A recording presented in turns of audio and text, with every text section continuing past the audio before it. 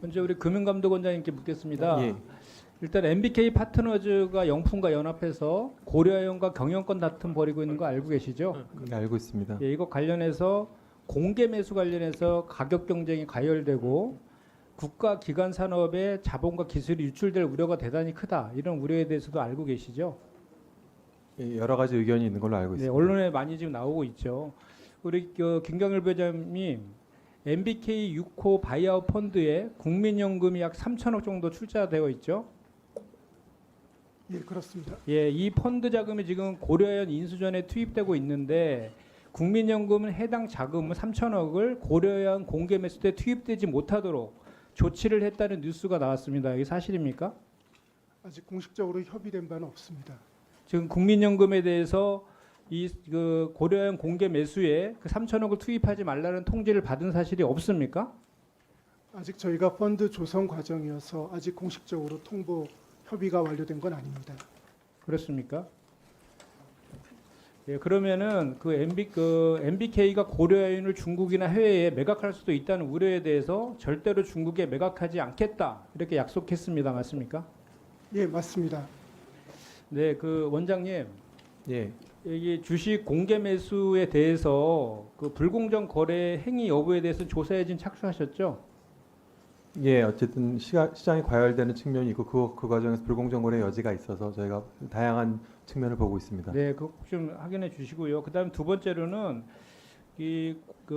원장님 저 고려아연과 같은 국가기관 산업 아닙니까? 국가기관 산업과 장기적 전망을 가지고 신소자 분야에 투자를 하는 그 기업조차 MBK 같은 사모펀드의 단기 차익 실현을 위한 인수전에 시달리는 상황에 대해서 이 금융당국에서는 심각하게 보고 저는 잘 이 과정들을 살펴봐야 된다. 문제가 있는 거에 대해서 그렇게 좀 당부를 좀 드리고요.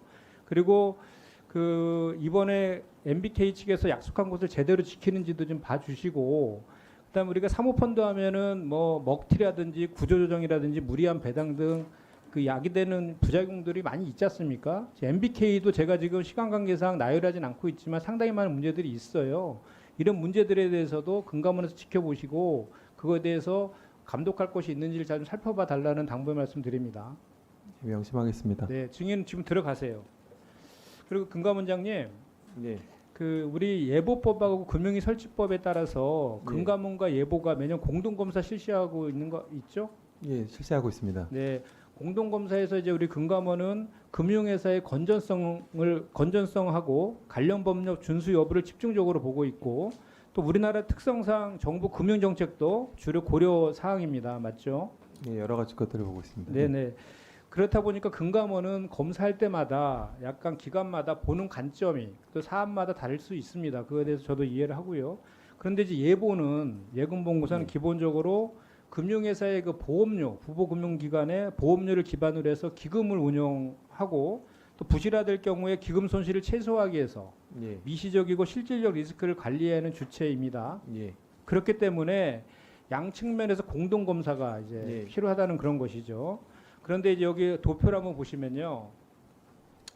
이게 예금보험공사에서 금감원에게 공동검사를 요청한 그에 대한 그 실적표입니다. 예, 여기 보면 이제 예보 같은 경우는 저축은행에 대해서는 단독조사권이 있는데 기타 은행이라든지 생손보라든지 뭐 금투사 같은 경우에는 공동 검사만 할 수 있거든요. 네, 그래서 이제 이렇게 예보에서 부보 금융기관 283곳인데 매년마다 이렇게 그 공동 검사를 요청했는데 저축은행은 매년 한 10건 정도가 공동 검사를 하는데 저축은행을 뺀 나머지 여건들은 다 최대 한 번씩밖에 하잖아요, 매년.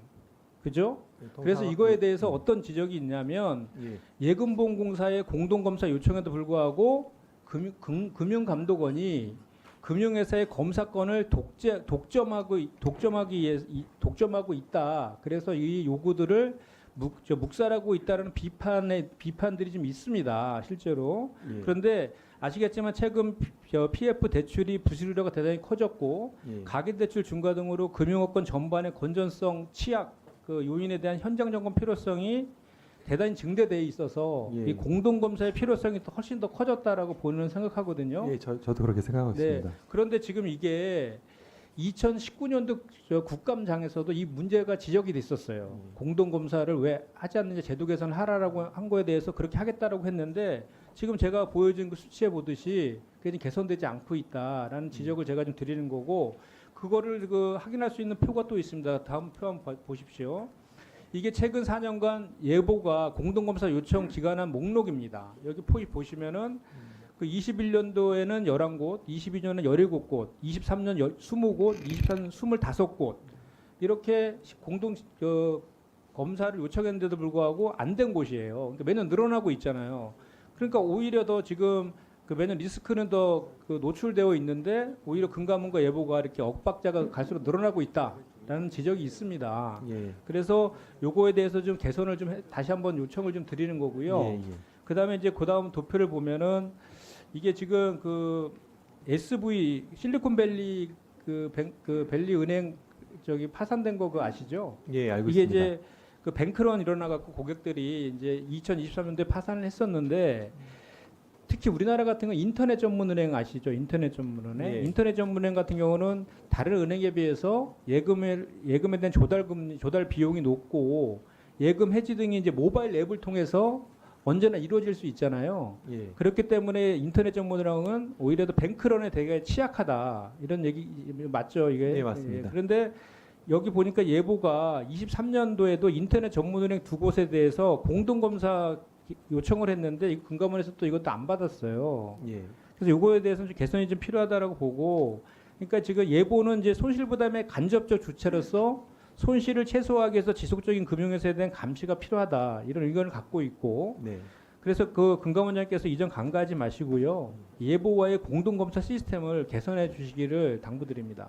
예. 예, 그거에 대해서 의견을 한번 주시기 바랍니다. 의원님 지적하신 그런 어떤 기관 간의 협조라든가 공조가 필요하다고 저희도 생각을 하고 있고, 어쨌든 그 부분에 대해서 저도 예보 사장님과도 뭐 개인적으로 여러 가지 이제 공감대가 있는데, 다만 이제 올해의 인터넷 은행 건 검사 미실시 건은 공교롭게도 한국은행도 아마 저희가 이제 예보 이외에도 여러 기관이랑 공동 검사를 하는데 한국은행에서도 같은 문제 의식이 있으셨는지 특정 인터넷 은행에 대해서 이제 공동 검사를 미리 요청을 하셔서 한국은행이랑 공동 검사건이 먼저 잡히다 보니까 저희가 한 해에 아시다시피 인터넷 은행이 3군데밖에 없는데 그거를 여러 군데를 한꺼번에 한 해에 인터넷 은행 검사하기가 좀 어려운 지점이 있어서 예보 측에는 저희가 한번 내년 정도 이제 공동 검색을 짤 때 인터넷 은행 같이 하도록 저희가 잘 계획을 짜보도록 하고, 기타 말씀하신 여러 가지 지금 예금보험제도의 뭐 개선이라든가 예금보험기관과의 어떤 공동의 그 대응의 필요성에 대해서 저희도 강하게 느끼고 있기 때문에